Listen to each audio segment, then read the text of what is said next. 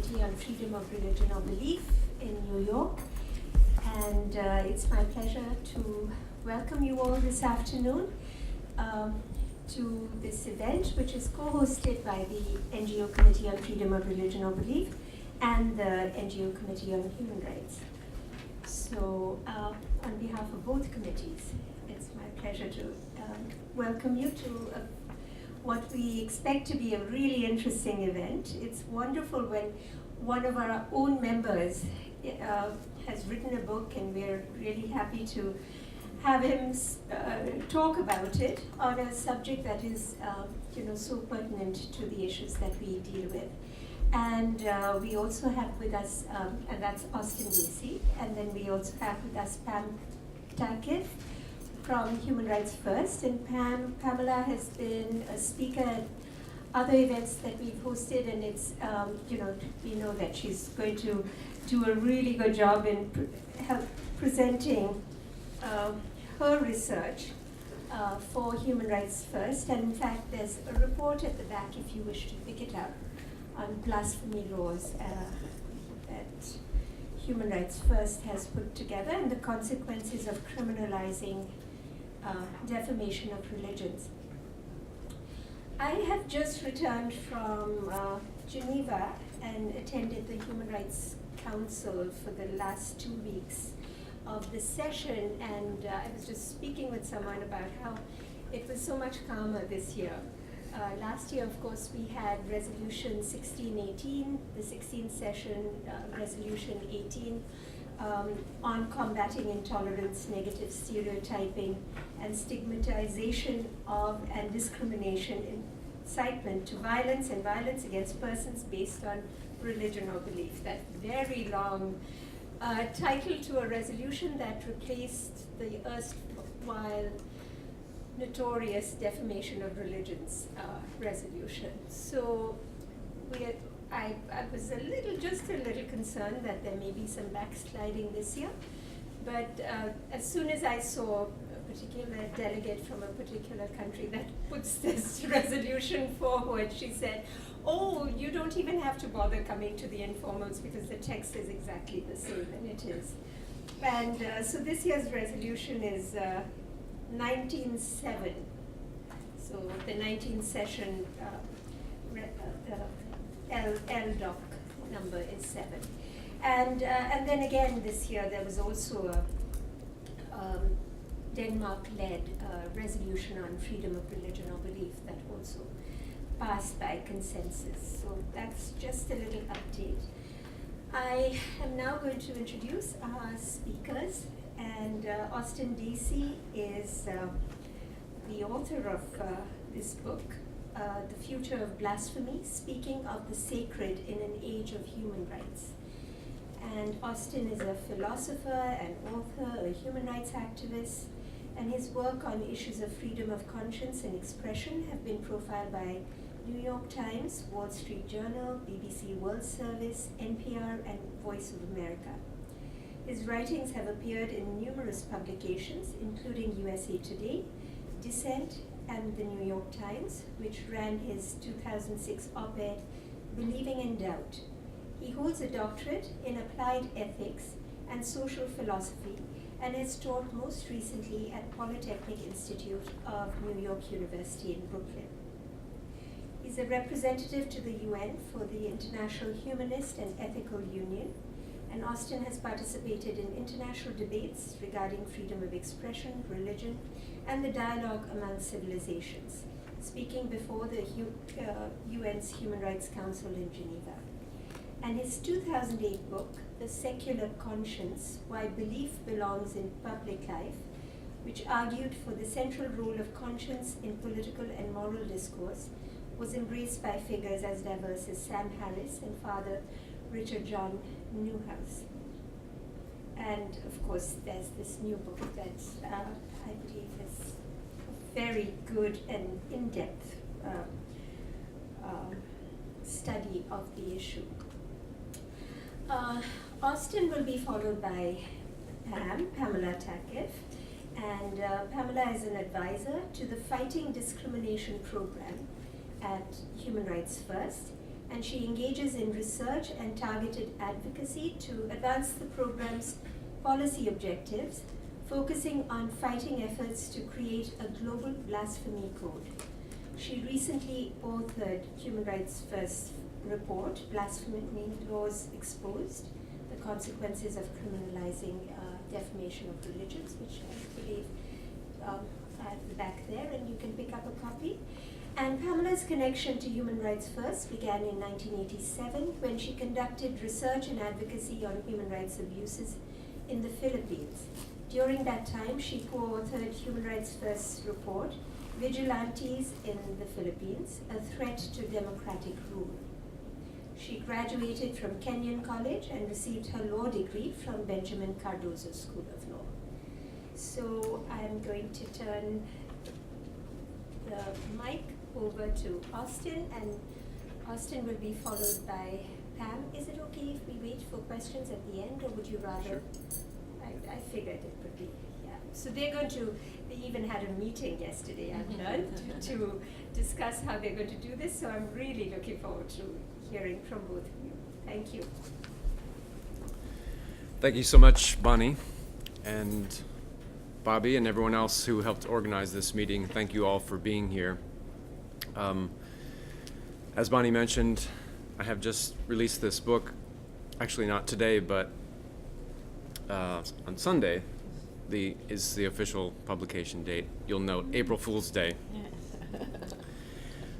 I actually wrote the book for you, so I'm particularly glad that you're here.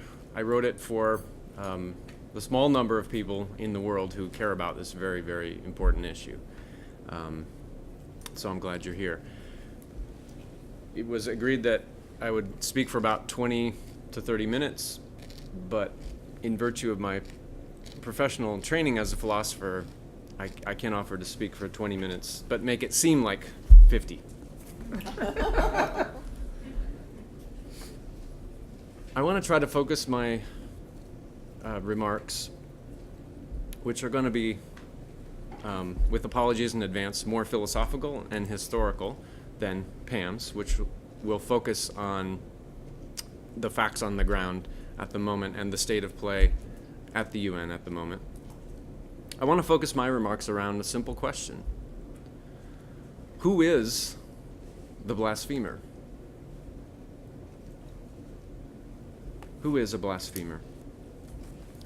Now, the frame of reference in which these debates are often presented to us has it that this is a clash between speech, free speech on the one side, and faith on the other, between the secular and the sacred, and therefore between the value of freedom on the one hand and the value of equality or equal respect for citizens on the other. In this frame, the paradigm of the blasphemer might be a blonde-haired gentleman such as Geert Wilders, the conservative Dutch politician with this movie Fitna, or maybe a Danish cartoonist like Kurt Westergaard. Here, the blasphemer is someone who stands outside of a tradition, a religious tradition, and is casting mud and aspersions and rocks towards it. But I want to say, when you take a broader perspective, you see that this is entirely the wrong paradigm of the blasphemer. The blasphemer is instead, from a global point of view, someone who stands within a tradition and who, as a dissident or a cognitive or spiritual minority within that tradition, attempts to contest and change and advance it based on her or his conception of the sacred. This, then, is not a clash between speech and conscience, but between conscience and conscience. And therefore, the value that we must look to guide the resolution of these clashes is not first and foremost the value of unfettered freedom or liberty, but rather the value of equality. And the principle, I'll suggest, that's most important in resolving these matters is the principle of equal treatment. Equal treatment for all persons of conscience, whether they stand within a traditionally recognized religious community or without it.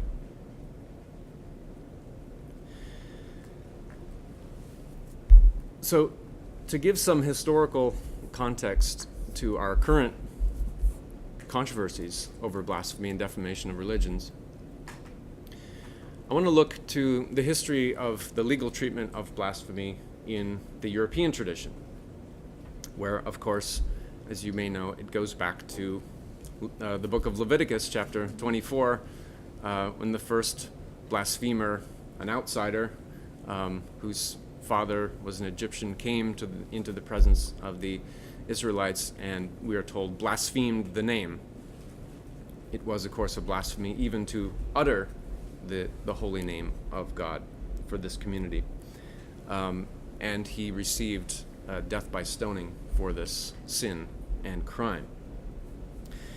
This is a kind of model of blasphemy. It says that blasphemy is a direct verbal insult to the divine, and even the Greek roots of this term, which we have, blasphemy, reflect that. They literally meaning to speak ill of, to abuse through language. And the victim of this abuse is, of course, the Godhead itself. A direct verbal affront to the divine. So you could call this spiritual blasphemy. Spiritual blasphemy. It's defined by a particular kind of victim. As we move into the medieval period, and there's this contest between church and state, and which will have authority over ecclesiastical affairs and ordinary daily affairs and the administration of civil law, we have a new kind of blasphemy emerge that I call, and here I'm following a wonderful work by the British historian David Nash on the history of blasphemy in the Christian world, a kind of communal blasphemy, which says that the victim of blasphemy is not the Godhead as such, but it's the community, insofar as the community depends on law, and the authority of law is held up by the authority it allegedly receives from heaven. That there's a sacred backing to the law, and therefore to challenge the community's conception of the sacred is to challenge the authority of law. The blasphemous then is seditious. We see this emerging as early as 1617 with the creation of the English common law offense of blasphemy, which essentially said that civil courts have a legitimate role in regulating blasphemy because it constitutes a disturbance of the peace and of civil order. But it's clearest in the 1675 case of John Taylor, an apparently disturbed individual who rode into town denouncing Jesus Christ as a bastard. In this case, Lord Chief Justice Sir Matthew Hale wrote, quote, "Christianity is parcel of the laws of England, and therefore to reproach the Christian religion is to speak in subversion of the law." So call this communal blasphemy, and here the purported victim of blasphemy is the civil order itself, the communal norms. But even here we see the beginnings of a third kind of blasphemy, which I call personal blasphemy. And this is the idea that the victim of blasphemy is not the God, but the person who venerates that God and his or her religious feelings or religious sentiments. Ultimately, then, it's a crime not against the divine, but against one's neighbor. Again, we see this notion beginning in the European tradition as early as the 17th century. In a 1656 debate on blasphemy, the offense was defined by one lawyer as, quote, "cursing the name of God or our neighbor." Again, the idea that to inflame, to outrage the religious sensibilities of one's neighbor is an offense against them. So blasphemy was being transformed from a sin into a secular crime, and from a spiritual wrong to a personal one, a failure of equal respect for the other who holds these beliefs. And as a matter of fact, this conception of blasphemy was spread by the colonial governments throughout the world. And in fact, Pakistan's infamous blasphemy laws are descendants of the laws, the offenses relating to religion introduced by the British into the Indian Penal Code in the 19th century, which criminalized acts and words with the, quote, deliberate and malicious intention of outraging the religious feelings of others.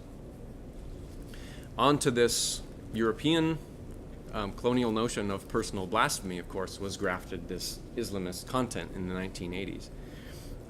But the essential, and I'll argue insidious, legal standard of personal blasphemy was there already. Now, what's wrong with personal blasphemy? On the one hand, it seems like an advance over the spiritual and the communal in that it focuses on the right victim. That is, a liberal political order, a decent democratic society is based on the principle of equal regard and respect for one's fellow citizens. And the regime of personal blasphemy seems to reflect that. So what's wrong with it? Well, on the one hand, it was quasi-secular, as I just described, in that it didn't protect any particular god or pantheon. But it did nothing to remove the basic inequality under the law that blasphemy criminalization represents. Pakistan's laws are only one of the clearest examples of this because they single out for legal protection one very narrowly defined notion of a particular faith tradition. But even Denmark's statute against so-called religious hate speech singles out for protection groups of people who, quote, on account of their faith are threatened, insulted, or degraded. The international standard, of course, under the ICCPR talks about religious hatred. Religious hatred, not hatred against any person of conscience. And this is a clear failure of equal treatment under the law, which I'll return to in the close of my remarks. There's also a very severe problem of standing. In a regime of personal blasphemy, who has the right and the authority to come forward on behalf of the victims? It's relatively uncontroversial in the case of a personal defamation. If I personally slander you and your reputation or profession are harmed as a result, it's not hard to identify who the victim is in that case. It's you, a particular concrete individual. Now, if I'm alleged to have defamed an entire group or an entire religious tradition, who's the victim? In order to state that, and in order for the state to put its coercive power behind this law, it has to accept one definition of that religious identity over others. And in practice, what it tends to do is to grant de facto authority to define the meaning of the identity, and therefore the meaning of membership in that community, to some self-anointed spokesperson. And I don't need to tell you that these self-anointed spokespersons tend to be spokesmen who take it upon themselves to define the meaning of their community by claiming that it has been affronted by someone, insulted by someone. This is, it turns out, quite the opposite of the motivation of these laws, a way not to protect the most marginalized members of those communities, but in fact to put the authority and power of the state behind the already powerful members of those communities, who are given the power and authority to define its meaning and identity. There's also a deeper problem of the subjectivity and arbitrariness of this standard. At least in the Leviticus model, we knew what counted as a blasphemy. Under personal blasphemy, the standard is one's feelings. One's feelings for which we have no real metric, and for which we have a hard time demonstrating in a court of law. So it, in a sense, gives judges and administrative elites the authority to decide, with very little guidance, what counts as an abuse. And of course, such laws as Pamela will detail for us are therefore ripe for abuse by all kinds of actors in society who might opportunistically use them to settle personal scores or to consolidate their own power.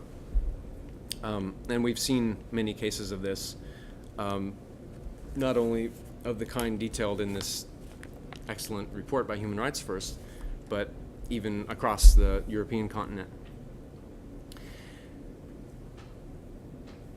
But perhaps the most, for me, insidious thing about personal blasphemy is that because it's motivated by the very core principles of liberal democracy, of equal respect, it has been able to embed itself right at the heart of our human rights system. We are here really because of the fight at the United Nations over the defamation of religions. But in fact, the standard of personal blasphemy was already ensconced in human rights law well before the OIC began to advance these spurious resolutions. The European Court of Human Rights in Strasbourg, of course, the highest human rights court in what is the most developed regional human rights regime in the world, in 1994, in the case of Otto Preminger Institute versus Austria, upheld Austria's blasphemy law, which very explicitly protects one particular confession, basically Catholic Christianity. This was deemed to be not in breach of the rights of citizens to express themselves freely. And the court has held this in a series of cases, in what most observers agree is a very confused and opaque case law. But nevertheless, they have, that is, the Strasbourg court has created a sui generis right out of the European Convention, a right to respect for religious feelings. So while we should celebrate this victory, or perhaps it's a cessation of fire in this struggle with the OIC and their allies, we have to remember that these standards can be found throughout the world. And I think European states in particular have a special responsibility to remove the mote from their own eyes. As late as 2009, the government of Ireland, in the midst of a constitutional review, inserted new language into their constitution, which makes it a crime to utter words that are grossly abusive or insulting to matters held sacred in any faith. And the distinguished delegate from Pakistan was quick to cite Ireland's language in UN debates when looking for their own standards. So in a system of universal human rights and in a global village, it matters. It matters that blasphemy laws have been upheld under European human rights courts. and that the standard is this, I think, very dangerous, subjective, arbitrary standard of personal blasphemy. The final reason I think we should oppose personal blasphemy, and I say this as a secular person, as a although something of a backsliding secular person and a formerly religious person, and I devote a chapter of the book to this. I think that this standard should be opposed not just by secular persons or skeptics, but in fact by the most devoutly religious, because in fact it represents a trivialization of the notion of the sacred. The Leviticus standard, the standard of spiritual blasphemy, actually gets one great thing right, which is that this is not a contest about our feelings. It's not about us at all, but rather it's about the sacred, what there is in the world that may not be laughed at, that we may not violate. That, it seems to me, is a crucial moral question. And we need space as people and as communities and cultures and societies. We need a space in which this contestation of the sacred can take place. And every blasphemy, I would say, needs to be seen in this light as insofar as it's a serious comment and not simply born of bigotry. It needs to be seen as a contribution to this cultural conversation, this cultural contestation of the sacred, and therefore is no less deserving of respect than any other.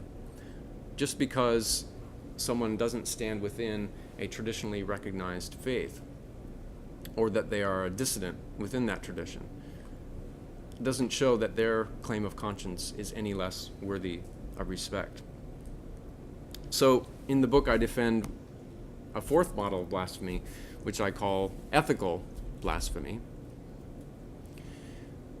in which a blasphemy is an utterance or any kind of communication that violates our sense of the sacred. And this is something that applies equally to the secular and religious minorities as it does to the recognized faiths. Now, I would like to say this is my idea, and this broadly equality-based approach to the problem is my idea, and I would if Matt Cherry weren't sitting in the room. But he and others at the International Humanist and Ethical Union have, I think, been leaders from a secular perspective in trying to reframe the debate in terms of conscience and conscience, as opposed to merely free speech versus religion. So, just to sum up where we've come so far, I think there are overwhelming philosophical and historical grounds for decriminalizing even personal blasphemy, the blasphemy which sees as its victims the religious feelings of others. And the overwhelming principle behind this is the principle of equal treatment for the conscience of all, whether one belongs to a traditionally recognized religious community or not. We all have equal right and equal authority to speak of the sacred, and no one can be automatically, by default, labeled the blasphemer and the other the believer. When the Ahmadis issue their call to prayer, violating Section 298B of the Pakistani Penal Code, in calling their call to prayer an azan, this is not comfortably or helpfully labeled as speech. This is a manifestation of conscience. And we have no more reason to call their call to prayer a blasphemy than to call the opposition by the conservative Sunnis in their society a blasphemy against them. This, in the book, I call the symmetry thesis, and I think that this symmetry between the so-called blasphemer and the believer extends to all of us, to the religious and to the secular alike. Just in conclusion, I want to say a word about a decision which came out of the Human Rights Committee last July, which was very heartening to many of us, although it received scant attention in the international press. This, of course, is General Comment 34. And this is the Human Rights Committee commenting on the standard of freedom of expression. They devoted an entire paragraph to blasphemy laws, and I want to read some of that. Paragraph 48 from General Comment 34 reads, quote, prohibitions of displays of lack of respect for a religion or other belief system, including blasphemy laws, are incompatible with the covenant, the ICCPR, except in the specific circumstances envisioned in Article 20, Paragraph 2. This, of course, is the clause calling on states to prohibit advocacy of national, racial, and religious hatred. The comment is also careful to require that any restrictions must not violate the Convention's guarantees of equality before the law, Article 26, and freedom of thought, conscience, and religion, Article 18. Quote, thus, for instance, it would be impermissible for any such laws to discriminate in favor of or against or in favor of or against one or certain religions or belief systems, or their adherents over another, or religious believers over non-believers. Nor would it be permissible for such prohibitions to be used to prevent or punish criticism of religious leaders or commentary on religious doctrine and tenets of faith. Now, the comments of the committee, of course, do not have the force of law, but I think it's fair to say they are regarded as authoritative interpretations of this binding treaty, to which states should be making good faith efforts to adhere. And so I think it bolsters my thesis here today that the only fair way to frame these issues is not just as a clash between speech and faith, but as contests between conscience and conscience, competing conceptions about what is sacred and what is not. And that the decriminalization of these regimes of personal blasphemy, which were not created by the Islamic states, but in fact only capitalized on by them, that the decriminalization of these regimes of personal blasphemy is morally, politically, legally urgent, but it's also religiously important, because personal blasphemy trivializes the engagement with the sacred that we all, religious and secular alike, I would argue, must and can have. Thank you for your attention.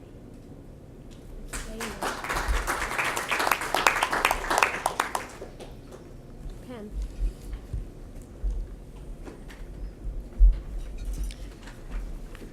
Well, first, I just want to say thank you for putting blasphemy in this incredible historical context. Not hearing? Is that better? So I first wanted to thank Austin for putting blasphemy in this incredible historical context, which I have to admit, when I started working on this issue 2.5 years ago, I really knew nothing about blasphemy. I mean, I'd heard the word, but I really wasn't familiar with all its manifestations and ramifications. And since I started working on it 2.5 years ago, it's all been about sort of the present and the now. And in this report that we've been working on, it's sort of these victims that we've been documenting have sort of become like a second family to me in a strange kind of way. Every day when I go to the office, the first thing that I do is I check my computer to see, are there any new victims today? And I hate to say it, but I mean, the truth is, most days there's a new case. And some days there's more than one new case. And it's been sort of fascinating to see this issue that was sort of, at least for me, under the radar, become very much front page news. And the cases that have become so high profile are extremely disturbing, but the reality is, and I hope what this report is able to do, is show that, you know, for every high profile case that there are so many more victims that aren't getting any attention at all in a lot of these countries. And the other thing that I want to say, which I sort of, it may sound sort of strange, but when I first started working on the issue, it was not intuitive to me why countries where the blasphemy laws were being most abused actually wanted to have a global blasphemy law. I mean, I know that may sound kind of naive, but when you come from an environment where you have such extensive freedoms from your First Amendment, it sort of was incomprehensible, and it took me a while to sort of really understand what was behind, you know, all of these cases and why what was happening was actually happening. So I don't know how much all of you know about the whole defamation of religion issue, so I'm just going to go briefly through the background, which Bani sort of talked a little bit about. But what we at Human Rights First have been doing up until 1618 was passed is we were, along with a lot of NGOs, working very, very hard to take the defamation of religions resolution out of the UN context. And it took more than 10 years, and you know, it was really a formidable fight, I think. So the proponents of the resolutions had argued that these blasphemy laws were needed actually to protect freedom of religion, which also was sort of counterintuitive to me, but, you know, and I'm sure to many of you as well. So, but what we found, and all of us I'm sure agree, is that the facts tell a very different story. And it's not one that is not advanced tolerance, peace, or rule of law. That's not where these laws lead us. But in fact, blasphemy laws promote an atmosphere of intolerance. And as Austin said, it provides a context in which governments can and do restrict freedom of expression, thought, and religion, all in the name of protecting religion. These laws empower governments and others to decide which ideas are acceptable and which are not. And unfortunately, their very loose and unclear language leaves laws open to great abuse. The laws focus on the protection of religions and abstract ideas rather than individuals, as is customary under human rights law. And the laws serve to stifle discussion and debate and are often used to settle petty disputes. And as we all know, they're very much used to persecute members of minority faiths and those holding views that differ from mainstream majority, as we see with the Ahmadi and in countries like Indonesia, where only 6 religions are acceptable, and the others are, in fact, blasphemous. The blasphemy laws result in arrests, arbitrary detentions, and have sparked assaults, murders, and mob attacks. And it's also given license to vigilantism, which is a very serious situation. I'm going to intersperse cases as I go, and then I'll deal with more cases at the end, but I'm really all about the cases.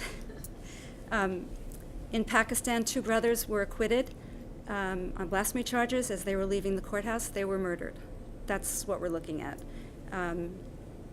Other instances where if the sentence that was handed down was not long enough, or, you know, vigilantes have taken it into their own hands to mete out their own sense of justice.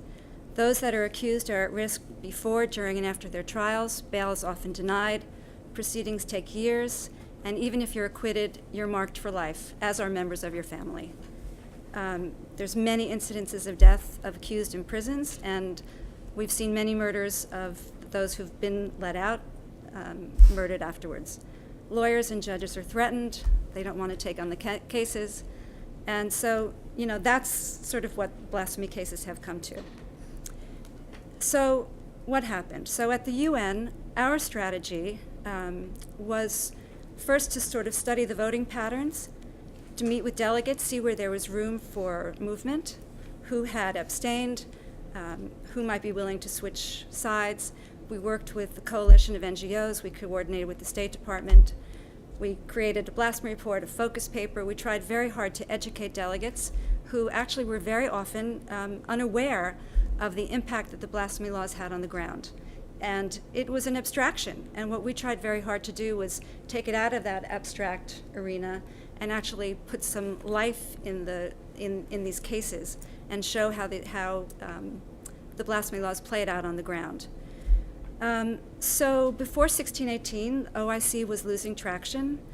I think that we all thought the delegates were getting tired of the divisiveness and that there was room.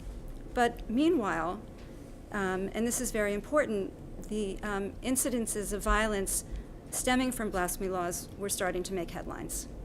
So starting in January of 2001 was the beginning of the high-level assassinations in Pakistan, the first one being Governor Salman Taseer, who was the governor of Punjab.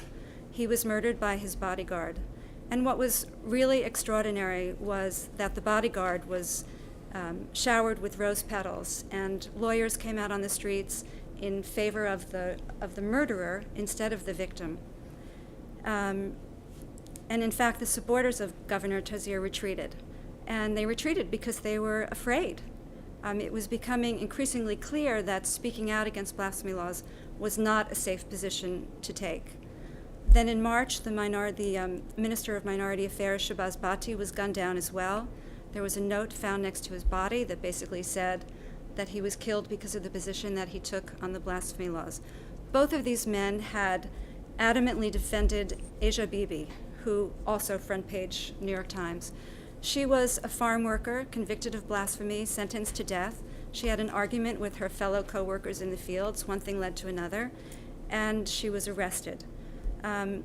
So both Taseer and Bhatti were working to have her released and also to have the blasphemy laws amended in Pakistan so that they would not be so easily abused.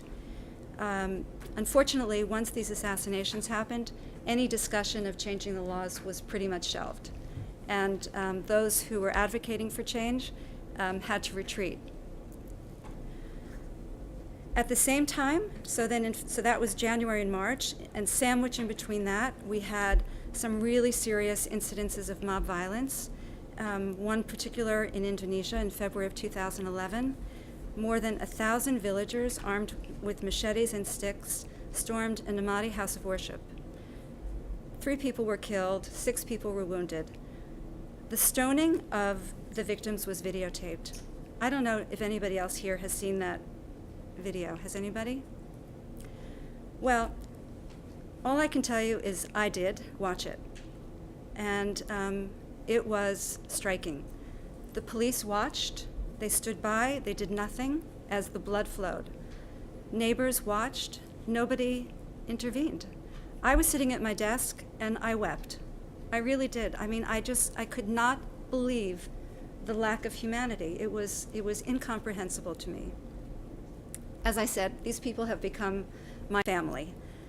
As I watch and I wait every day to see who is being victimized by these laws. So what happened was there was this incredible intersection, I think, of world events with what was happening at the UN. And the bad news ultimately became some good news in that I think it helped to really affect change.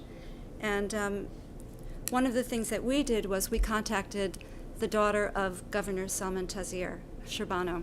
And I don't know whether we really believed that she would respond or not, but it just seemed like the right thing to do. She was speaking out and expressed her desire to follow in the footsteps of her father.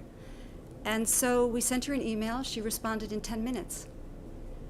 And we invited her to join us at the Human Rights Council in Geneva and participate in a panel together with the Special Rapporteur on Freedom of Religion or Belief and Salam al-Mariati, the head of MPAC, who was going to be speaking on the fact that he felt that blasphemy laws were actually incompatible with Islamic law. So it was a really incredible panel, and Sharbano was extraordinary, accompanied by her mother to Geneva, just less than 2 months after her father had been assassinated. She spoke before the Human Rights Council, and she met with delegates. And, I think that, together with all the efforts that had been made over the course of many, many years to defeat this resolution, it was powerful. I mean, it really had gotten to the point where it became very difficult for delegates to turn a blind eye to the kind of violence that was taking place as a result of these very abusive blasphemy laws. So it was an incredible thing to actually be a part of. I was with my colleague Joelle there, and it was extraordinary. And Sharbano has become like a part of our family, and she's continues in spite of death threats. And All of 20 years old. she's 22 now. When we met her, she was 21. And in spite of the fact that her brother's been kidnapped, it's been 8 months. We're not sure why he was kidnapped, whether it was also part of the blasphemy issue or just seeking ransom. Either way, she has continued to speak out, which is extraordinary. So, 1618 was adopted by consensus and started to chart a new course. What's good about it? Well, for one thing, it's proactive, and it ceases to provide cover for the national blasphemy laws, which we were all concerned about. It eliminated any reference to defamation. It focuses on the protection of individuals rather than abstract ideas and religions. It recognizes the positive role the debate can play in combating religious hatred. Recognizes the role that leaders can play if they speak out against intolerance. Recognizes the role that interfaith and intercultural efforts to raise awareness can have. And it calls for strengthened international efforts to promote tolerance. All good. And then the General Assembly adopted a similar resolution, and again we had passage in March of a similar resolution to 1618. So, I mean, what we learned is that the past debates around the adoption of defamation resolutions diverted attention and resources from identifying tools that we can use to effectively confront and counteract hatred. 1618 recognizes that it's much more productive to engage in discussions aimed at curbing intolerance and discrimination without restricting freedom of expression. So the resolutions provided the framework, but at the end of the day, to be meaningful, it's the continued efforts and cooperation between communities and governments that is really going to make the difference. And it's those efforts that will give spirit to the resolution.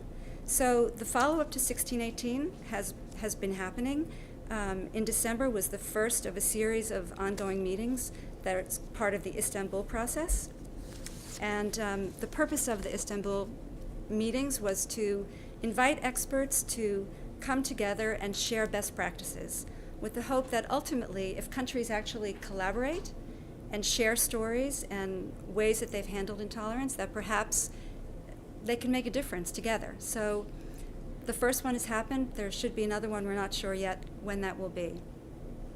So that's the good news. The bad news is that, as I said before, notwithstanding all this goodwill to make changes, human rights abuses stemming from blasphemy laws continue in many countries throughout the world.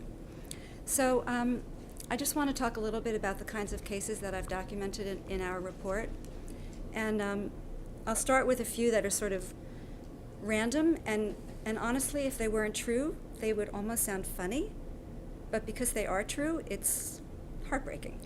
But so we have examples where someone who's illiterate uses the pages of the Quran to clean a mirror in his shop, having no idea that it's part of the Quran.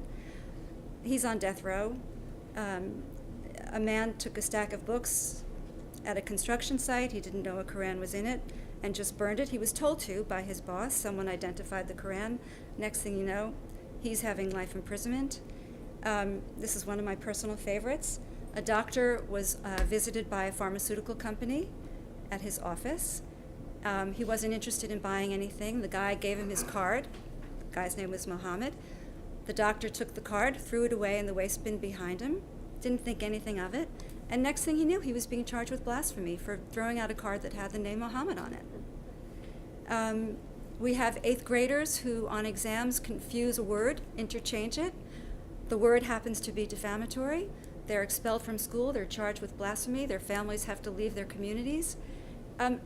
These are the kinds of incidences that we're seeing. So what we've done in our report is we break out the cases into a variety of different sort of categories. One is cases where blasphemy laws create the violation of freedom of religion, thought, or belief. And this is where the blasphemy laws create problems, particularly for adherents of minority faiths that are inherently deemed blasphemous, and for their leaders, for people who are trying to share their faith, for atheists. There's a case just in January 2012 where a cleric in Pakistan was sentenced to death, plus 10 years. I haven't figured that one out. Because rival clerics saw that his followers were treating him, or they perceived that the way his followers were treating him was like a prophet. He was arrested, he's in jail. So that's sort of one kind of group of cases that have to do with expressing your thoughts, expressing your beliefs, and it's problematic, as Austin was saying, because very often two people don't feel the exact same way about religion. So who is the arbiter? Who decides what's the proper interpretation? And so much of faith has to do with dialogue and discussion. And so another category is where the blasphemy laws are used to settle private disputes. This is by far most prevalent in Pakistan, and it's a tremendous problem. It's caused in part by the fact that the language of the laws is extremely vague. There's almost no judicial review. The accusations occur between neighbors, business rivals, academic leaders. Often it has to do with a land dispute, maybe a fiancé that's been let go. I mean, it could be really anything, because you don't have to have witnesses, and you don't get punished if you falsely accuse. So there's no incentive not to use the blasphemy law to settle a private score. So probably the most high-profile case of late has been the case of Asia Bibi, which I referred to before, and she's still in jail on death row, and the international community has banded together and really tried to force her release, but it's not looking good. Another category is where blasphemy laws are used to stifle discussion and dissent in the public sphere. And this is where teachers, students, clergy, congregants, writers, poets, and increasingly the users of the internet and social media are running into trouble. But it could be for possessing a book that's considered defamatory, could be because you've asked questions about the role of women or religion in society. But I'm really kind of very interested in this particular group right now, because there have been more and more cases that have to do with the use of the internet. And I want to say from the beginning, I don't know how to tweet. I don't use social media. I really know very little about it, but I'm completely fascinated by what's going on in terms of the increase in cases that are related to it. And I'm really concerned about it being a problem that we haven't even, seen anything yet. Because, obviously, more and more people are using it, and the cases are incredible. It's from just, young people who are tweeting and think, a poem or a thought or a feeling that they have. And well, anyway, I'll go into some of these cases because they're really quite extraordinary. So, and it didn't just start today. I'm going to give you some older cases, and I can't even begin to tell you how many new cases there are. So I've just picked out a couple that would be of interest to you. But so in Afghanistan, as early as 2007, this was a pretty high-profile case. A 23-year-old university student and journalist was sentenced to death for downloading and distributing online materials that question the treatment of women in Islam. His death sentence was overturned, fortunately, and then he was sentenced to 20 years. He actually was released after 2 years, but honestly, that's not the norm. And I'll just give you some other cases, recent ones. In India, November 2011, at least 12 stone-throwing protesters were injured as the police charged hundreds of Muslims who had taken to the streets to protest against blasphemous content posted on a social networking site. there are lots of these situations in India, in Pakistan, in Indonesia, Malaysia. I mean, I could go on and on. And in Indonesia, just in February 2012, after surviving a mob attack over a Facebook posting, a 31-year-old civil servant and atheist, Alexander An, some of you may know about this, was also a New York Times case. He was taken into custody for his own safety. But at the end of the day, instead of arresting his attackers, because he had talked about his atheism, he was actually the one in trouble. And this is a very common theme in the blasphemy cases. It is very often actually the victims of blasphemy charges, the victims that are punished, and the perpetrators of violence are very often not brought to justice. It's a big problem. There have been a lot of blogging cases, quite a few in Egypt. Some are released after a few months, some are in for years. There's one case, Karim Amer, which was also a very high-profile case. 22-year-old law student from Alexandria, sent to prison. He was concerned about extremism at his university, and so on his blog, he expressed sort of secular views, promoting gender equality, again, questioning Islam. He was released after 3 years in jail. In Iran, a young man, he was an Iranian-Canadian blogger, Hossein Daraksham. Maybe some of you have heard of him as well. He was the founder of one of the first Farsi language blogs. He was sentenced to more than 19 years in prison. That was in 2010. In 2008, an Iranian blogger and journalist was sentenced to 2.5 years in prison for insulting religious leaders, and he actually died in prison. I'm not quite sure why. We have cases in Malaysia, Palestinian Authority, and actually another case in Iran. Just in January 2012, the Supreme Court confirmed the death sentence of Saeed Malekpour, a 35-year-old web designer and resident of Canada who'd returned to his country of Iran to visit his dying father in 2008. He was convicted of insulting and desecrating Islam after writing a computer program that was used by others without his permission to download pornography. And there's been a lot in the press lately because it seems like his execution may be imminent. And then recently, and this was an incredible case, again, New York Times, Hamza Kashgari in Saudi Arabia, a 23-year-old journalist posted a series of tweets detailing imaginary conversations with the Prophet in which he spoke to him as an equal. Within hours, 30,000 people responded to these tweets. 30,000 people. He fled to Malaysia en route to New Zealand, but after 3 days, by orders of the King Abdullah, he was arrested and sent back to Saudi, where he faces the death penalty. He apologized, but it's been made very clear that his apology will not be accepted. He deleted the tweets. He asked for forgiveness. On a Facebook page, 12,000 people called for his execution. And actually, by some accounts, it was more like 20,000. So I was saying to Joelle yesterday, it's sort of like this concept of a virtual mob is evolving. And I'm really wondering what the ramifications of that is going to be. I mean, I'm going to talk to you about mob violence, and there's plenty of that. But this is something kind of different, where the internet can be used to do really wonderful things, but it can also be used to do really horrible things.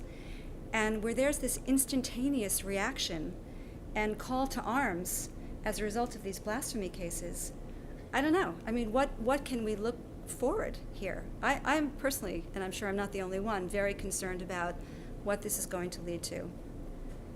By the way, his remarks on Twitter, some of them was, "On your birthday, I will say that I have loved the rebel in you, that you've always been a source of inspiration to me, and that I do not like the halos of divinity around you. I shall not pray for you." So sort of poetic ramblings.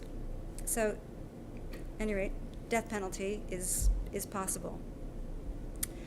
Then we have in Egypt, we had also in June of 2011, also New York Times, an influential Christian cop telecommunications mogul was trying to be funny, and he posted the image of a bearded Mickey Mouse and Minnie Mouse fully covered with a veil on his, I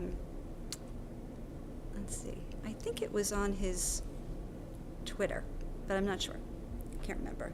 So 15 lawyers filed a lawsuit against him, and then thousands on Facebook called for a boycott on products made by his companies. I'm also interested in that, because then it's, this blasphemy is now also connecting to other ramifications. So, let's see. Recent case in Kuwait. Unlike Saudi Arabia, where blasphemy is punishable by death, in Kuwait it's not. But in September 2011, a Sunni Islamist was sentenced to 3 years in jail for posting Twitter comments derogatory to Shia Muslims. And then in March 2012, just this month, authorities arrested a man for insulting the Prophet on his Twitter account. The ministry has vowed to show zero tolerance in combating such serious offenses. And again, on the internet, there are calls for the death penalty, despite the fact that there is no death penalty for blasphemy in Kuwait. That's also a problem. And also, I wanted to mention, with the Saudi case,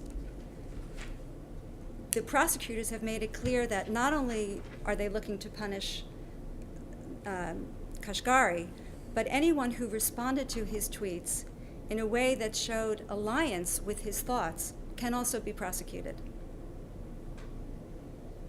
So this can be extremely dangerous. And, really, what it says for freedom of expression is poignant. There have also been a number of cases that have had to do with texting. In Pakistan, in 2011, June, a 29-year-old was sentenced to death and fined $1,000 for sending derogatory text messages.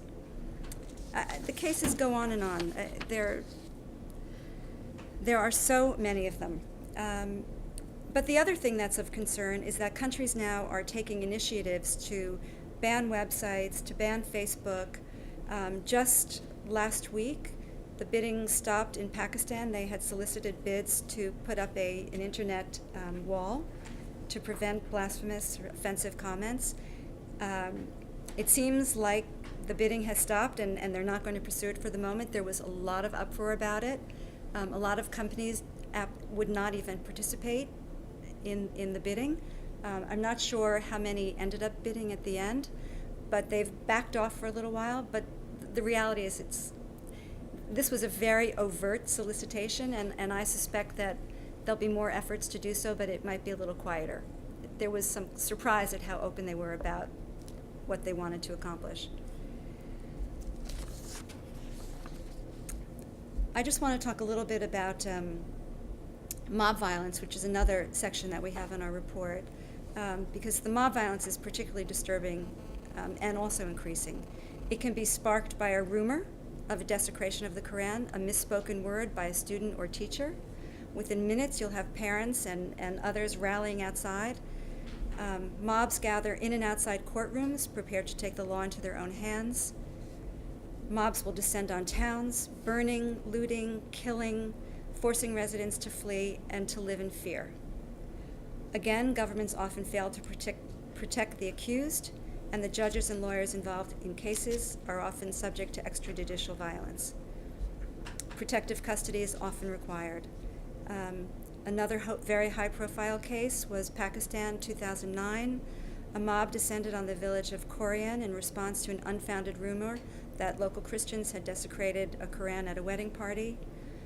47 homes were burned and looted. People fled.